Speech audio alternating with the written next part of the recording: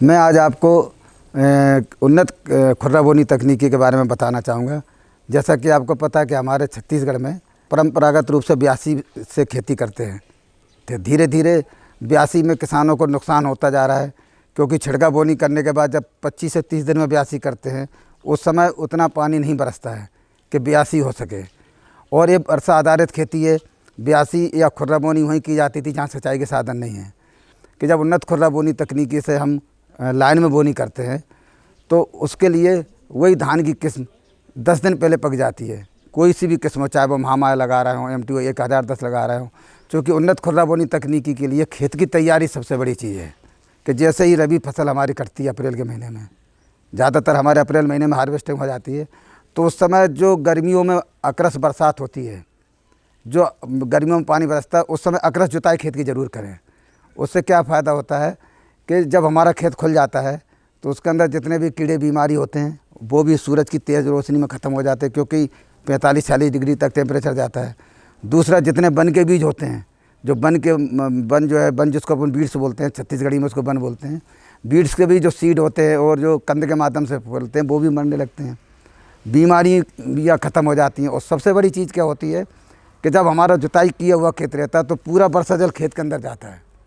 खेत के अंदर जाता है तो जब हमारा प्री मानसून का समय आता है, जिसको हम नौतपा बोलते हैं, जो 25 मई से शुरू होता है, तो जब बाकी किसान 25 मई में गोबर खाद वगैरह डालने के लिए जाते हैं खेतों में, तब तक हमारा खेत, चूँकि पानी उसमें पहला पानी जब बरसता है तो उसमें हल्का हल्का बन भी आ जाता है।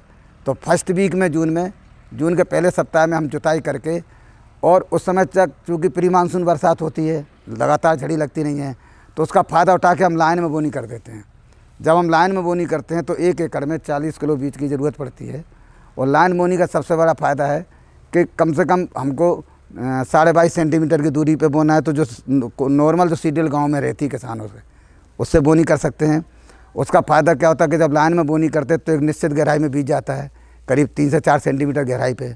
उस बीज में तभी जर्मिनेट होगा जब उतनी बरसात हो जाएगी कि उतनी मिट्टी गीली हो जाए। जब उतनी मिट्टी गीली होगी तो सारा का सारा बीज जगेगा। प्लस यदि उसके बाद 10-15 दिन बरसात नहीं भी होती है तो हमारा धान मरता नहीं है। साथ में उसमें निंदाई गुड़ाई की आसानी हो जाती है, कीड़े बीमारी की दवाई डालना आसान हो जाता है। और चूँकि इसमें ब्यासी नहीं करते तो पौधों को जड़ से उखाड़ते नहीं हैं, तो यही पौधा हमारा जो ब्यासी करने के बाद में 1 हफ्ता 10 दिन दोबारा जड़ पकड़ने में लेता है, तो उसकी हार्वेस्टिंग 10 दिन बाद होती है। इसकी हार्वेस्टिंग 10 दिन पहले हो जाती है। एक अच्छा खेत तैयार करके बोनी करेंगे तो निश्चित हमारे किसान भाइयों को जो हम ब्यासी में धान ले रहे हैं उसकी तुलना में 2 से 2.5 कुंटल उत्पादन भी बढ़ेगा। प्लस सारी चीज़ें हमारे नियंत्रित में रहेंगी, समय पर फसल पक जाएगी। तो उसी संचित नमी में, चूँकि ये वर्षा आधारित खेती है, सिंचाई का साधन नहीं है, तो उसी में हम दूसरी फसल भी ले सकते हैं। बहुत बहुत धन्यवाद आप।